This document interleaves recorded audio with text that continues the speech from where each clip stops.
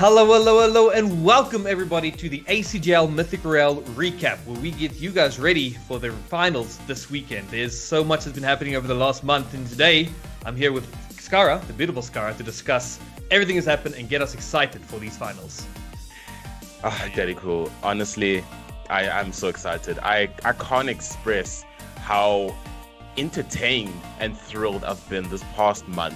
It has just been action from Qualifier 1 all through to Qualifier 4. Just amazing gameplay coming out from so many of these teams. And coming up to this grand finals, honestly, I'm not going to lie to you. I am so stoked for this. Yeah, but first, before we get started, go any further, we have to say thank you to people that made all of this possible. Obviously, ACGL, but our sponsors, MSI, Red Dragon, Antec, and Crucial, putting that money down, just getting it, making these things possible. We just want to say thank you to them. Without this, there would be no prize pool. People want that prize money to be played for. Sometimes bragging right is good, but here we see 20,000 Rand prize pool. We have reached a lot of our goals so far. As you guys know, our prize pool is actually increasing with all of the goals being reached. So first place getting 8,000 Rand right now, as you can see there. But yeah, we have reached 2 out of the 4 goals. We only need to have 100 viewers in this final stream, and I believe you guys will pull through. And then the social reach, you're going to retweet the bajangus out of everything. Skara, I'm just so excited. If you can't hear it. No, honestly, I concur. Honestly, I agree that I can't even speak right now. That's just how excited I am for this grand final. I just feel there's been a lot riding on this and a lot of build-up coming up to this grand final. With all these teams, the amount of effort they've been putting in, week out, it's going to make for an amazing grand final. Yeah, definitely. We saw some teams that were there since Qualifier 1. As you guys know, our system is you get top 5 teams from each qualifier go through, and you can try again if you don't make it through in one of the qualifiers. And some teams were there since week 1, and they finally made it through in the second last to last week. And they're there now with a passion for this last one. And we are using the match point system here in the finals. So these teams that maybe people are undercounting, a whole month worth of trying and reading the lobbies. So actually, maybe that was their plan, Maybe they would be like, okay, we're not going to qualify so we can, suss out, see who the people are. And now we're going to be the underdogs and cause an upset with the match point system. Skyler, you want to explain how the match point system works? So for those of you who do not understand the match point system basically is the team needs to reach 50 points. Once you reach 50 points, you need to grab at least 1 win for you to win the series. So essentially this could be a grand final where we could see a multitude of games, because usually we do run our normal 5 games and you need to get the most kills or wins or points. But here, yes, points do matter, but once you do reach those 50 points, essentially it's useless if you don't even win. So basically it's a match point. It's a system that could work for anyone, essentially. All you need to do is reach that 50-point mark and win 1 game. Yes, 1 game you need to win, and after that, you've basically claimed yourself that juicy 8,000 Rand for first place. Yeah, and I mean that puts pressure on you as well. You'd be surprised once you hit that first place. We saw ALGS over the last few weekends, multiple teams on match point, 6 teams I believe, and there was 2 teams that were on match point after 4 games, and we played 2 more games after that before we found our winner. And it's just so much interesting. But what's cool about what we're doing here with ACGL's Mythic Royale is the first team to hit a match point gets a guaranteed 1,000 Rand in the bag for them. That's some extra incentive to you to go start off the games or the day big, which is really exciting. But this is only if we reach our 4 goals. So don't forget, guys, go and retweet, go and tell your mom, go tell your aunt. And so we are going to be discussing the 4 qualifiers, right? But just one thing I want to just lead on here. We'll discuss this after looking at the qualifiers. There's a new patch that update yesterday that left or dropped yesterday, and yeah, we're going to be playing the finals on a brand new patch, and I'm excited how that's going to shake stuff up a bit, man. I'm really excited. Yeah, no, honestly, I'm quite thrilled, especially with the new legend coming in, with the whole new shift as well in the meta. Of guns that are now on floor loot as well. That is going to be really interesting to see how things are going to be played out there. And yeah, I'm really quite intrigued and excited to talk about that one later. Yeah, but 301 going away is... Oh my goodness, that is going to be All reliable, dude. There's been a lot of people that are really frustrated about that one. Hey, that really was I think a really tough one for Respawn to do. But at the end of the day, it's just something you're gonna have to get used to. But we'll just have to see how everyone does adapt to that. Definitely. And before we get into these qualifier recaps, we are going to be running some giveaways possibly during the week and 100% during our live stream on Sunday. So be sure to be there. Stand your chance to get your hands on some juicy prizes. Let me tell you, those prizes are juicy. Anyway, let's get into the qualifiers. Whether he has to rotate or just try to save his teammates at the moment. Looks like he's gonna try and possibly reset behind, but the team is going to be pushing forward. Takes 24 damage, going to be the player, but he just unfortunately cannot finish. Take damage, they get slowed down. You can see them a bit more easily if you're the caustic. But here, Suffix very, very low. And Ranger David getting his red armor up, but now gets a knock onto the Valk. I mean the Wraith, but this is a big up. He takes the bubble fight. Ranger gets taken down. I think there's one down on each side. A big 99, but also goes down. Freeformers, it's only lone left.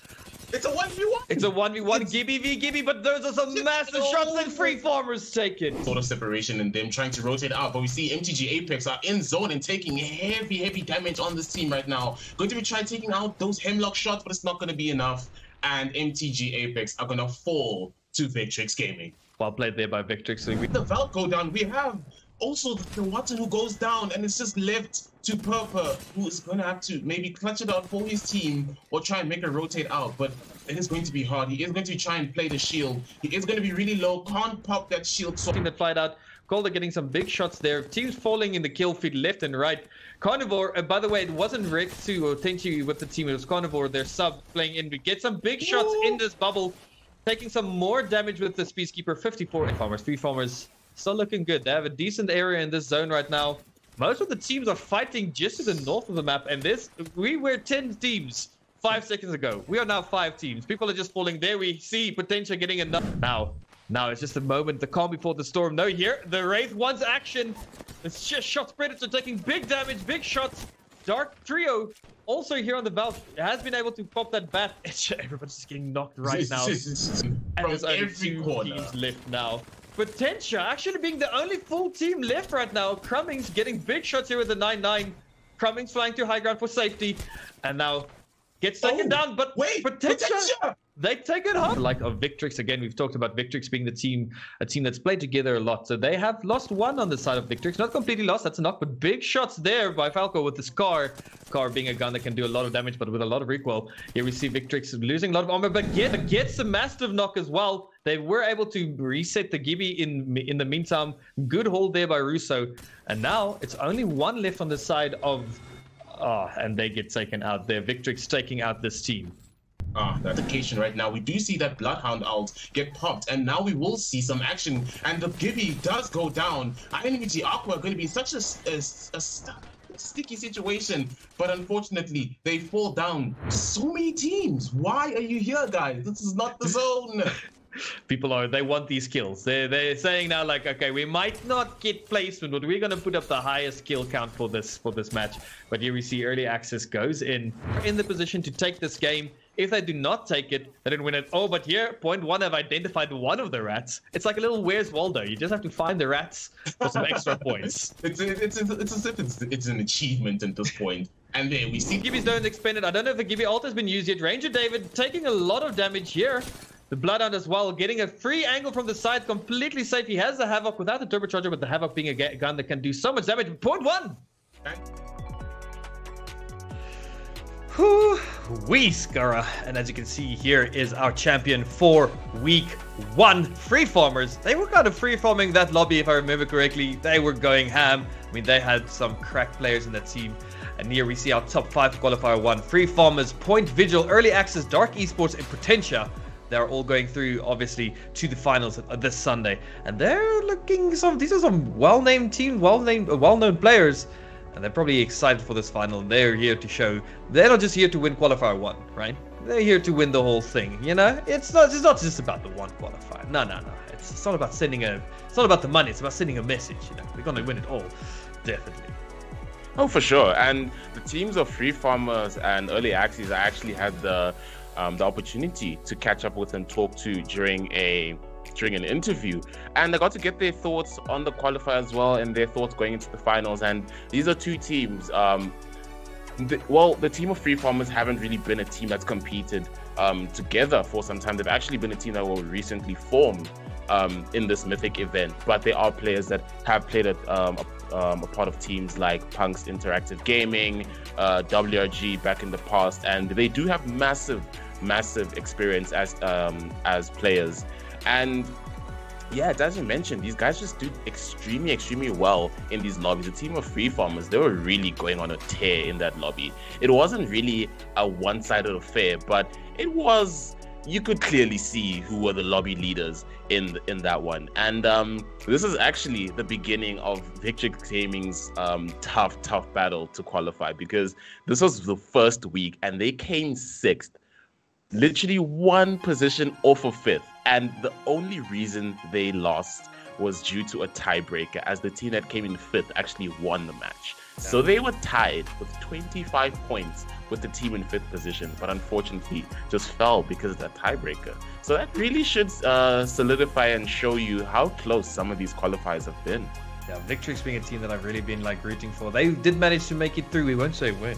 We'll have to watch the rest of these qualifying videos. Unfortunately, we didn't have any clips for week 2 of the qualifiers. We had some technical difficulties, if you guys remember. There's always some technical difficulties plaguing, anything ever. So that's what happens. But we do have the scores for you guys at least. And our champion, DNMK. Yo, now Skara, DNMK. Oh my goodness. DNMK really went on a tear in this one. They actually were the lobby leaders by far. You could really see that, yeah, DNMK was taking this, because they came out with the most points, the most kills, and they didn't come out with all 3 wins, but I mean 70 points. No one really caught up to them. I think the team that came in 2nd had about 40 points. They had about 44 kills.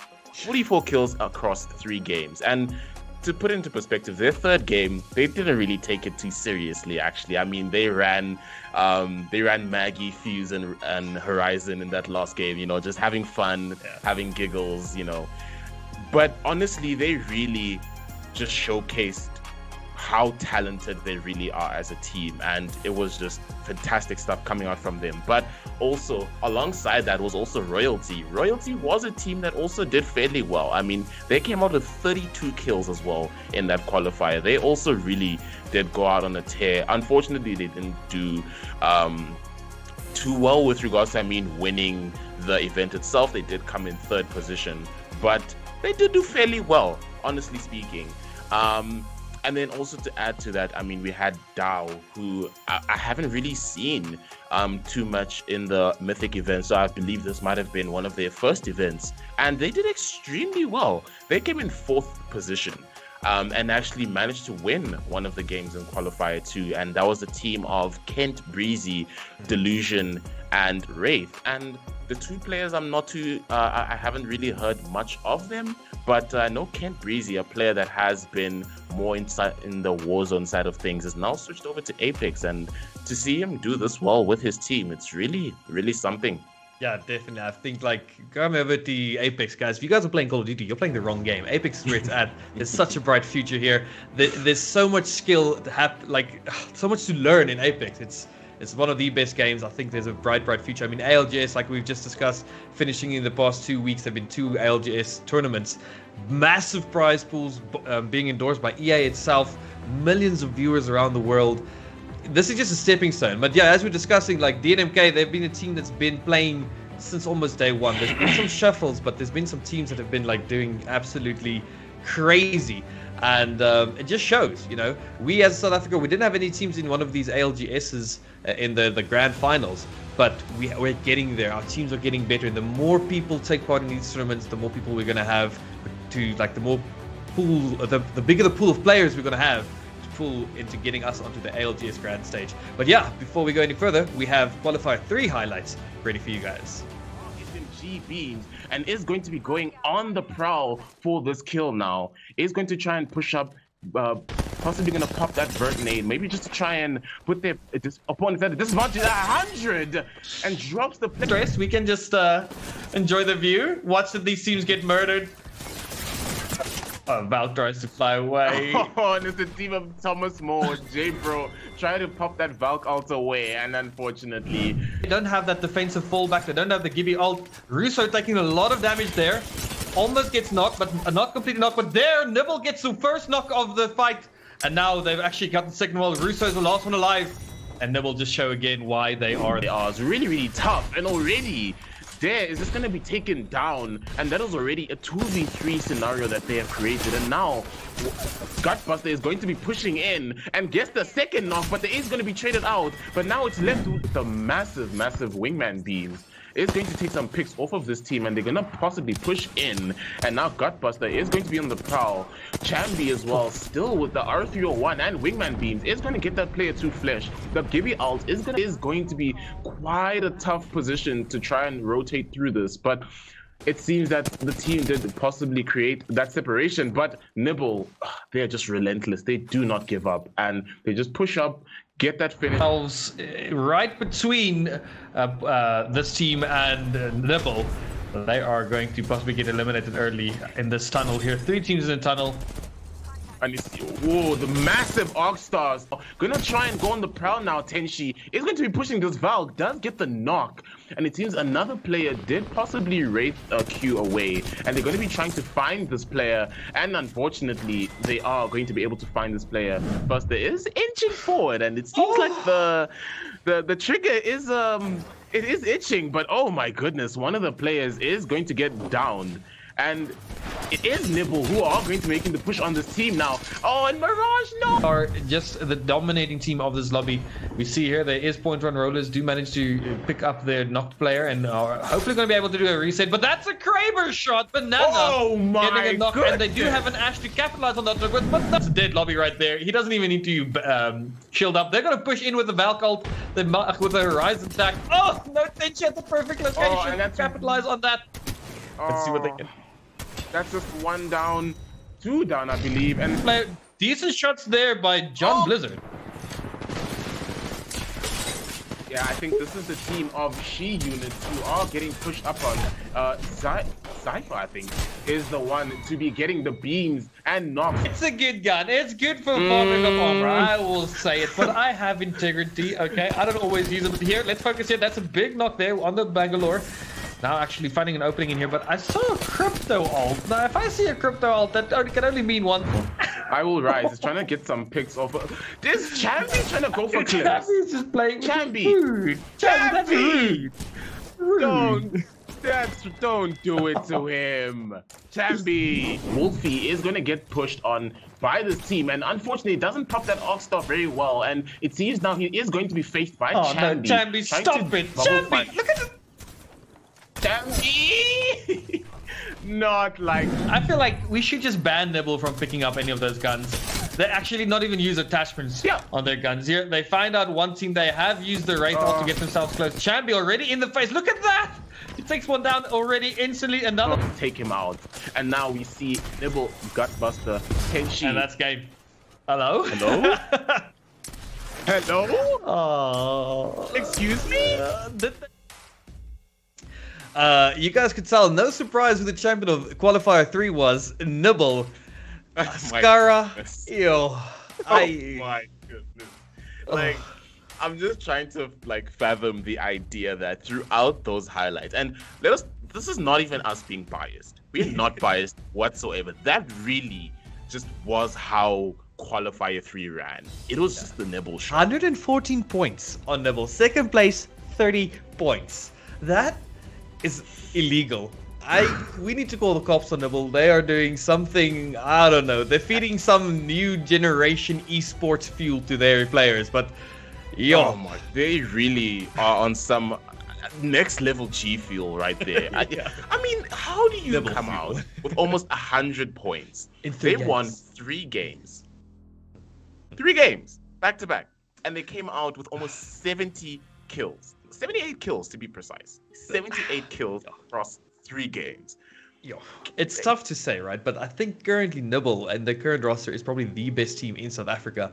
And I mean, that scoreboard shows it. And if you're watching that to highlight, it was basically just like a montage of Nibble rolling over that lobby. I am glad that I didn't play in Qualifier 3 because it looked like a bad time overall. But yo, Nibble being one of the best in the country, I mean, you know, usually with these lobbies, right, the qualifiers are a bit easier. You have teams trying to think, hey, maybe we should try competitive, right? But that's not how these pro teams do play in these grand final type situations, because we have people rivaling them now. We have DNMK in, we have Nibble, we have ATK, we have all these other teams actually there to kind of like slow them down. Because if there's no brakes on a Nibble train or a DNMK train, they just roll. As we can see in Qualifier 3, it was, whew. Yeah.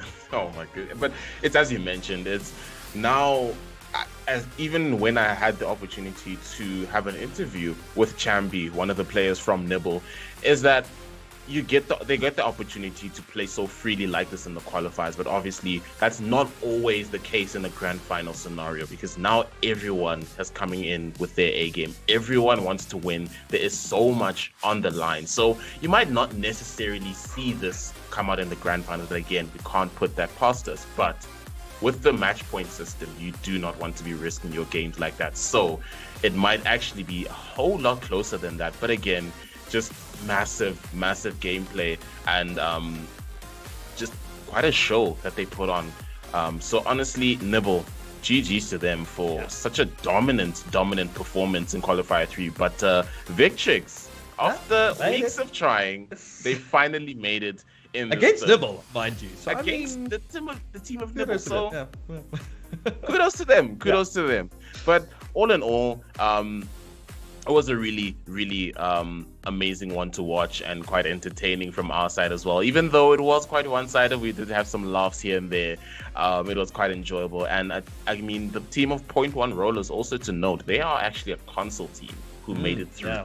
So that's also really fantastic to see that we're seeing now not only the PC guys, but also some of the console teams popping in. It is really quite the sight to see. And for those of you who really think that this might be easy lobbies and stuff, these players aren't no pushovers. These players are diamonds, masters players. These guys are really talented. Nibble is just really, you know, a talented team, but never put it past you that these teams are really good at what they do. They are really talented. So for Nibble to do that just really showcases the type of skill level that they're on. But again, it's not as easy to do that. But again, well played to all the teams, and honestly, I can't wait to see what we have in our grand finals. But before we get to that, we do have our one last qualifier that we need to cover. Qualifier 4 I wasn't there for Qualifier 4, but there was a different beautiful voice you guys are about to hear, and that being Tendo Plays subbing in for me there. And let's see what what action he was bear witness to. We are pushing in now to zone 5, and now players are getting dropped outside of zone, and the beams coming off from Reigns. Absolutely madness. And now he's dropped down to HP, and he's literally one shot. Solid up in this position. It's Haze, Light Desire, and Goofy. They're looking to be a little bit zany over here. Goofy takes a lot of damage, trying to super in, takes the shots onto the Bloodhound, but the Bloodhound player, Loopy, gets the knock. He's gonna try to get the res, but oh my goodness, no ways, Empire! You had it all going for you with the high ground. It's all up to Light Desire, PK in hand, but MTG is like, no, today is our day. We will stand up tall, but he's still fighting. How's he still going? Scara. This is quite an uncomfortable fight, I must say, because now that zone is pushing in as well, it's going to be quite interesting to see how they play with their health. And Troy does get the knock, but unfortunate. Lobby, I think, right? They just seem so confident right now, Scara. Yeah, they just have this sort of swagger to them where it's as if they're not really afraid of the scenario that they've been put in. And good, but 145 coming out from that R301, and the wingman beams coming out from the Skippy that is pushing up against them. Death Joker trying to hold his ground. 99 from the PK. He gets down. It is left to Death Joker, and unfortunately, what's going on over here? This is getting shredded. It seemed like they just waited for the right opportunity to team across them, but this might actually be Thomas Moore dropping down from the high ground. I'm not too sure. Actually, we'll have to just get up on that. Wait, they finished it. So just goes to the left-hand side. It's showing me the zone. Wait, what's going on over here? Potential is going going down to the hands of Goofy. Empire is holding up their ground. You picked the wrong fight over here, you guys. Unfortunately, Potentia is looking. He's getting in the reses on over here. Empire is looking to win, but they hit the reses. They're climbing up on top. The PK shots are connecting. Oh no, it's falling to pieces for Thomas Moore. It looks like Empire might cut this one off. The shots are flying through. How? And get pinched in, but the shots from Troy are gonna connect for a lot of damage. The defensive bombardment on top of that. The goal signal is in. Let's go, go, go. It's time to close the one up. Swoops on down here. Jeez, wingman shots flying. The whole team of Omni. Yeah, 2 shots is all you need. Yeah, 2 shots, 2 knocks. You know, easy. And I mean, you just need the headshot and easy. You just knock 2.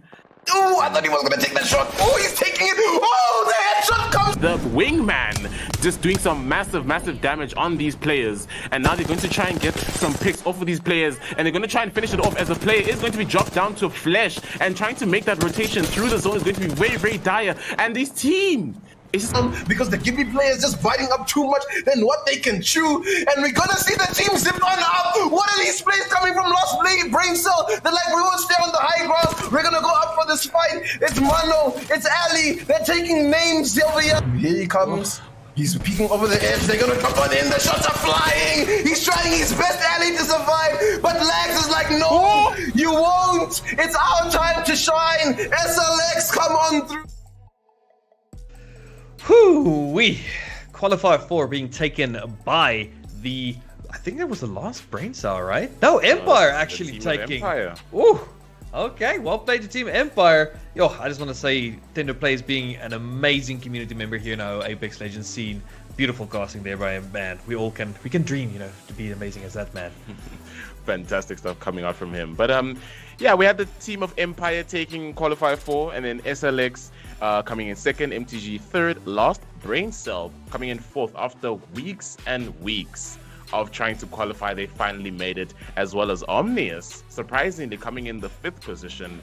And I'm gonna get more into that later, but talking more on the team of Empire, a team I've never really heard of, but they actually were the dominant factor in this qualifier. They literally came out with the most kills. They utterly controlled and bullied the lobby. Of course, in the last match, they were taken out quite early, but before that, they were really dominating. And this is something I really love to see, is these new sort of names and teams starting to pop up and just really starting to pop off, because we really love to see the community grow. We love to see new players really pop into the scene, and seeing this type of gameplay coming out from a team, you know, I never really heard of, was quite interesting and made me really happy to see. And then moving on to the team of Lost Brain Cell, Daddy, I'm sure we know this. You know, the team of Deathstroker, Mono, they really tried their best week in, week out, and it was a tough one, eh? It was really a tough one. Sometimes games just don't go in your favor. You have like a bad day where it feels like just nothing is going your way, and that's what's cool about the multi-qualifiers. You do have more than one chance to like get into these finals, and they made it, and that's all that matters. They're here for this grand final where it's a clean slate. Everybody starts from, you know, like from the bottom, and you have to go up for that match point, and it just makes for such like we said, there's better teams here now. All the best of the best are here. There's no more rolling over, because there's somebody that if you push the wrong team with too much confidence, you'll get punished for it, and that is what makes for like some interesting gameplay. I'm really excited to see it. But yeah, like we discussed earlier, so these are our 20 teams that have now made it through. But these 20 teams did that on an old patch. We now have a new legend in the game. Like you said, R301 is in the craft, Rampage is in the craft, Spitfire's back on the ground, which is that breaks my heart. I've played the game already. I've felt that Spitfire already, and might I just say, yeah, war flashbacks have come back. Really have come back. But yeah, I feel we might actually be seeing more of it in people's loadouts, because Spitfire, again, whether you love or hate it, it's a really devastating gun, and if you're able to hit your shots, it really can be rewarding. So I feel this actually, we might be seeing more of it. And now with the whole assault rifle meta changing from the R301 being put into crafter, and I just don't feel many people would go out their way to get the R301. I'm not sure about that one. Crafting is like inconvenient, right? And like, yeah, the thing about the Spitfire, you said it's really good when you hit your shots. It's also really good if you miss your shots because you have like 55 bullets. You can just keep shooting. The amount of times I get into a fight, I got a flatline, I'm shooting, get the guy down to like 20 HP, but I have to reload. He's like, "Huh, bro, I'm only half my magazine." Like, y'all dead. So yeah, that's been the patch so far for me. But we're gonna see how they play it out this weekend. I'm gonna think there's gonna be a lot of Spitfires, and again, the flatlining being one of my favorite guns. I actually prefer it to the 301. Yeah, being back on the ground is it's gonna be interesting, man. It's gonna be interesting. Yeah, it really makes me happy because flatline is actually one of my favorite guns. I think ideally I really love using the flatline. I wouldn't say over the 301 because sometimes, you know, you're just not really in it for that recoil control. But, you know, I really love the flatline. It's one of my favorite guns in the game, and for it to be back on the ground, I'm really stoked for that one. But with that, also to note, with the Spitfire being back on the ground, that means now the Mastiff has actually gone into the care package. So that is going to be quite a devastating one because for some people, the PK is not really a very forgiving gun as much as the Mastiff. Some people might beg to differ, but, you know, I'm not too sure. What are your thoughts on that one, eh? Nah, the Mastiff is that sweet spot shotgun where, before it was down in the care package, it had the good fire rate, good spread. You could get like a consistent amount of damage and everything, which is very nice. And like the PK, like you said, it's not forgiving. But now that thing, it shoots fast and hits like a truck. And I think you can hit like an easy 144 with some headshots in. But even if you just hit body shots, it can hit over 100. That means you can two-shot people with that gun, and it's going to be a good time. They nerfed the Kraber though. You can now no longer one-shot kill people with a purple helmet if they are wearing blue armor even. The purple armor. And you can, if they have a blue helmet, you can't one-shot them if they have red armor. So that's like a very, very interesting change in the shift. Kraber has been a gun that hasn't been touched since Season 0. It's been that gun that's there to create openings and make plays. And it's still good at it for the most part. But, you know, I think it's maybe about time they bring that gun just a bit more in line. Because, like, everybody will be like, yeah, I don't know. Do I want the Spitfire? Do I want the Vault? That's like, oh, Kraber? Oh, yeah, man. Oh, hey, yeah. But it's still going to be the case. But, yeah, I think now it's at least a bit more. All you need to do, your team just needs to coordinate a bit and do a bit of damage. And it's still kind of the same. But it's interesting to see that they actually opted to nerf the Kraber. That's really wild. Yeah, I was really intrigued about that and quite surprised to see that we actually did see a nerf come to it because, as you mentioned, since Season 0, the Kraber has just been untouched because it was just that gun. Once you got it, it's like, oh, you're basically just Thanos of the lobby. Yeah. Instantly snap, let that bullet hit anyone, and it's good night. Yeah. But yeah, moving on, we actually need to talk about the new legend, Newcastle. Ooh. Yeah, I wonder, do you think anybody's going to be using it in these qualifiers? So the thing is, like, it's a new legend, right? You need to kind of test out the water. A lot of people have already put in like a lot of hours in the, like, it's been out for like just over 24 hours now. And people have like already kind of figured out like where his strengths and weaknesses lie. Like you can push up. Somebody made the joke like, "Is this Rainbow Six Siege?" You know, it's like one of those the shields. The whole team just walks up behind it. It's true. Like if you've seen his shield, it really does look like the shield from Rainbow Six Siege. Yeah, it's an Apex Legends Rainbow Six Shield Riot Shield thing. It's great. We love to see it. But I think we might see a team or two play him, but I don't think he's going to be replacing Gibby anytime soon. As we've discussed, Gibby being the de facto legend, not being touched because he's powerful, but he's in a very, very good spot. It's not that he's overpowered; he's necessary in a lot of situations. So yeah. Yeah, and one thing someone pointed out to me, I was playing with this pro the other day, and he's like, Gibby is one of the hardest legends to learn. Yeah. Like trying to understand and play with Gibby, especially in competitive scenarios, is really, really hard. And I understood that because I've even tried myself trying to play Gibby in ranked. It's not as easy as some of these guys make it out to look. So I feel even though Gibby can maybe seem overpowered, I feel he is balanced the way he is because it really does take a lot for you to try to learn how to play with Gibby and trying to utilize him in the best possible way. So I feel Gibby is perfect the way he is, and I don't think, as you mentioned, Newcastle will be replacing him anytime soon because to mention his abilities, let's just start from the top going to the bottom. His ult is the fortified wall, that massive riot shield that he just drops down. and you can just take cover through that. So it's basically like Rampart Wall 2.0. Yes, in the sense. And then he does also have his little shield that he can just deploy, which he can also move forward with. So that's also really good with regards to you maybe trying to possibly try to push a team and also heal at the same time. And then the last thing is his passive, which is his tactical heal, where he deploys a shield and can actually res you. And drag you along, yeah. So that's exactly. like very, very good, yeah. Yeah, and I've been seeing some gameplay of it because, as I mentioned, I've played the season already, and I've seen some gameplay of it, and it's not too bad. And I believe his tactical shield actually takes upon the knockdown shield that she actually has. Yeah. So if he has a blue, white, or purple, that is what will actually be used with that shield to protect while he's rezzing. So far, I haven't seen too much of it being broken in a sense, but it is really good. It is really good. But as you mentioned, I don't know if we'll be seeing him. Yeah, I think maybe he can complement a Gibby. Again, he has that pushing ability type thing.